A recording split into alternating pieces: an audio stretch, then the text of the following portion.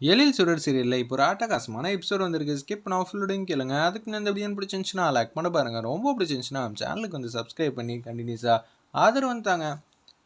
நம்ம எழில் வந்து குழந்தைங்கிட்ட பேசிக்கிட்டே இருக்காங்க. என்ன கவின், எல்லாம் ஓகே தானே, ஃபைனா அப்படின்னு சொல்லி விசாரிச்சுட்டு இருக்காங்க. இதுக்கு தான் நான் அப்பயே சொன்னேன், தனியாக நம்ம மட்டும் போகலான்னு. நீ தான் கேட்க மாட்ட சுடர், ஏன் இப்படி பண்ணிட்ட?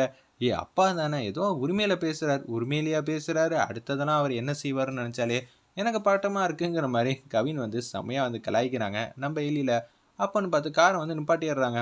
நான் உங்களுக்காக வந்து கிஃப்ட் வாங்கணும்னு முடிவு பண்ணிட்டேன், நான் போய் கிஃப்ட் வாங்கிட்டு வந்துடுறேன், சர்ப்ரைஸ் பண்ண போகிறேன் அப்படின்னு சொல்லிட்டு கடைக்கு வந்து போகிறாங்க. விதவிதமாக வந்து புக்கு வாங்குறாங்க. ஒவ்வொரு குழந்தைக்கு ஏற்ற மாதிரி புக்கெல்லாம் வாங்கிட்டு வந்துட்டு இருக்காங்க. அந்த இடத்துல நம்ம எழில என்ன வாங்கிட்டு வர போகிறாருன்னு தெரியலையேங்கிற மாதிரி கவின்லேருந்து எல்லாம் யோசிச்சுட்டு இருக்கப்ப எழில் மாட்டுக்கும் காருக்குள்ளே வந்து உட்காடுறாங்க.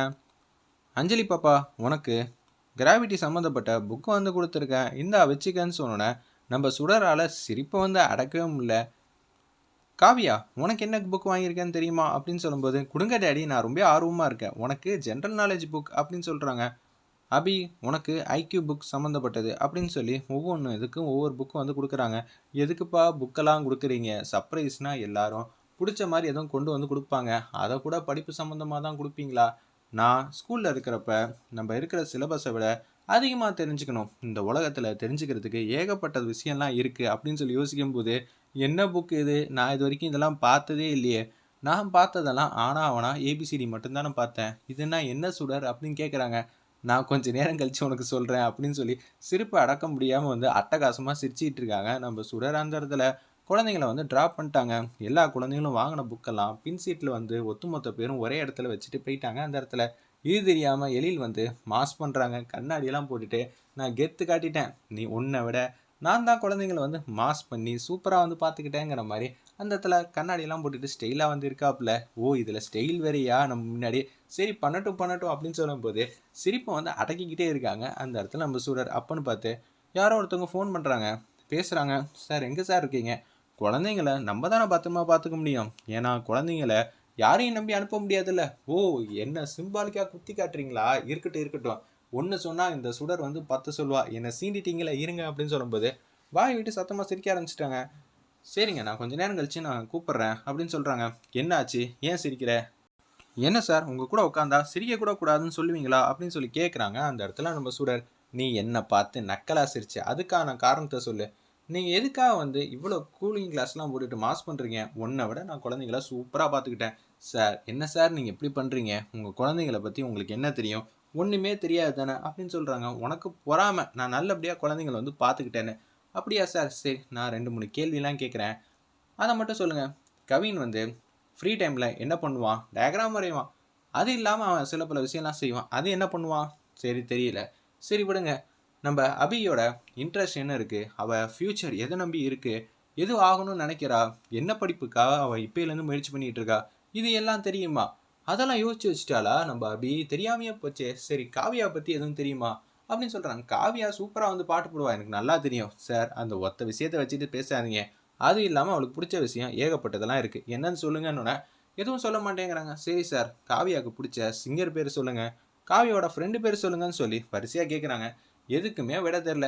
என்ன சார் நீங்கள் எதுக்குமே சொல்ல? சரி, அஞ்சலி பாப்பாவுக்கு ஐஸ்கிரீம் பிடிக்குமா பிடிக்காதா, இல்லை அவளுக்கு ஏதாவது பற்றி தெரிஞ்சிருந்தா சொல்லுங்க பார்ப்போம் அப்படின்னு சொல்லும்போது அதுக்கும் மௌனமாக தான் இருக்காங்க. நான் கேட்ட கேள்விக்கு எதுக்குமே பதில் சொல்ல தெரில, கண்ணாடியை போட்டுட்டு சூப்பராக வந்து நான் எல்லாமே சாதிச்சு காட்டிட்டேன் அப்படின்னு சொல்கிறீங்களே, நான் தான் கிஃப்ட் வாங்கி கொடுத்தேன்ல, அதை ஏற்றுக்கிட்டாங்களே, கொஞ்சம் பின்னாடி திரும்பி பாருங்க சார் அப்படின்னு சொல்லும்போது பின்னாடி பார்க்குறாங்க. எல்லாரும் வந்து ஒரே இடத்துல புக் வச்சுருக்காங்க. அவங்க ஸ்கூலுக்கு போகிறாங்களே அந்த ஞாபகப்படுத்தியே வச்சுருப்பாங்க. அப்படியா சார், ஒரு குழந்தை மறக்கலாம், 4 குழந்தையுமா வந்து மறப்பாங்க? அதாவது கிராவிட்டி புக்கு வாங்கி கொடுத்த பார்த்தீங்களா அஞ்சலிக்கு, வேற லெவல் சார். அவளுக்கு ஆனாவனா ஏபிசிடியை ஃபுல்லாக தெரியுமான்னு தெரில, அதுக்குள்ளே வந்து இந்த அளவுக்கு நீங்கள் எக்ஸ்பெக்டேஷன் வச்சுருக்கீங்க, சூப்பர் சார் அப்படின்னு சொல்லி செம்மையாக வந்து கலாய்க்கிறாங்க. அந்த இடத்துல 4 குழந்தைங்களும் ஒரே இடத்துல வச்சுருக்காங்க. சொல்லி வச்ச மாதிரி இந்த புக்கே நம்ம எடுத்துடவே கூடாதுன்னு சொல்லி வச்சுருக்காங்க. அந்த இடத்துல குழந்தைங்களுக்கு சர்ப்ரைஸ் பண்ணுறதுல தப்பு இல்லை, பிடிச்ச பொருளை வாங்கி தரணும். ஆனால் நீங்கள் எதுவுமே வந்து ரிவர்ஸில் செஞ்சிட்டு இருக்கீங்க சார், அதான் புரியல.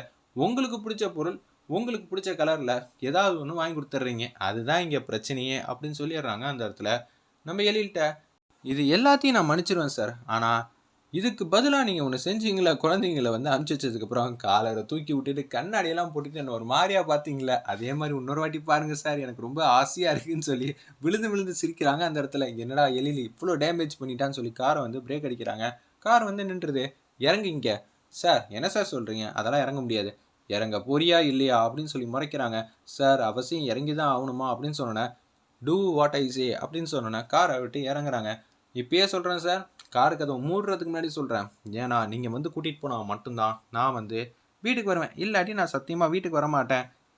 கதவை மூடுறி, எதுவாக இருந்தாலும் பார்த்துக்கலான்னு சொன்னேன். டோரை வந்து சாத்திடுறாங்க. எழில் மட்டும் சல்லுன்னு வந்து போயிட்டாங்க. அந்த இடத்துல அவசரப்பட்டுட்டோமோ, எழிலோட கோவத்துக்கு முன்னாடி தேவையில்லாம வாக்குறுதி கொடுத்துட்டோமோ, அவர் வருவாரா, வந்துருவாரா அப்படின்னு சொல்லி யோசிக்கிறாங்க நம்ம சுடரு. கார் மாட்டுக்கு ஒன்று வருது. அப்பாடா, அவர் மனசு சட்டுன்னு இவ்வளோ சீக்கிரம் மாறும்னு நமக்கு தெரியாமல் போச்சுன்னொன்னே கார் வந்து நிற்கிது நம்ம சுடர் பக்கத்தில். பார்த்துடாத சுடர், அவரா நம்மளை கூப்பிட்ற வரைக்கும் நம்ம காரில் வந்து ஏறவே கூடாதுன்னு சொல்லி எங்கேயோ பார்த்துட்டு இருக்காங்க. ஆமா, இது மாதிரி இந்த அட்ரஸ்க்கு இங்கே போக முடியுமா அப்படின்னு சொல்லி கேட்குறாங்க. இதே எதுக்கு எழில் சார் வந்து நம்மள்ட்ட வந்து கேட்கணும்னு சொல்லி காரை பார்த்தா நம்பரும் வேற, கலர் தான் வந்து அதே மாதிரி கலர் இருக்குது போல இருக்குது. மற்றபடி எல்லாருமே வேறு வேறு ஆள் இருக்காங்க. சொல்ல புரியா இல்லையா?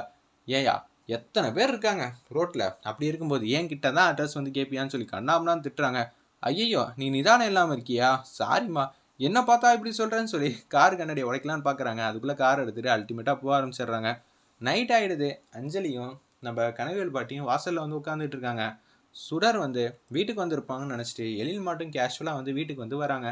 அச்சச்சோ பசிக்குதே, என்ன பண்ணலாம்? சரி, ஆப்போசிட் கடையில் வந்து காசு இல்லை, தண்ணியாவது குடிப்போம். என்னம்மா சாப்பாடு வேணுமா? இல்லைண்ணே, தண்ணி தான் வேணும். சரி குடிச்சிக்குமா அப்படின்னு சொன்னோன்னே 2 சொம்பு தண்ணி வந்து குடிச்சிடுறாங்க. ஓரமாக வந்து நிற்கிறாங்க. 4-5 பேர் வந்து சாப்பிட்றாங்க அந்த கடையில். ஏன்னா அந்த பொண்ணு வந்து தன்னந்தனியாக இருக்குது அப்படின்னு சொல்லி யோசிச்சுட்டு இருக்காங்க அவங்க. ஏம்மா, இந்த ஏரியாவில் தனியாகவா இருக்க? தயவு செஞ்சு உனக்கு வீட்டில் இருக்கிற யாராவது இருந்தாங்கன்னா வர சொல்லுமா அப்படின்னு சொல்லி ஒருத்தர் வந்து பேசுகிறாரு.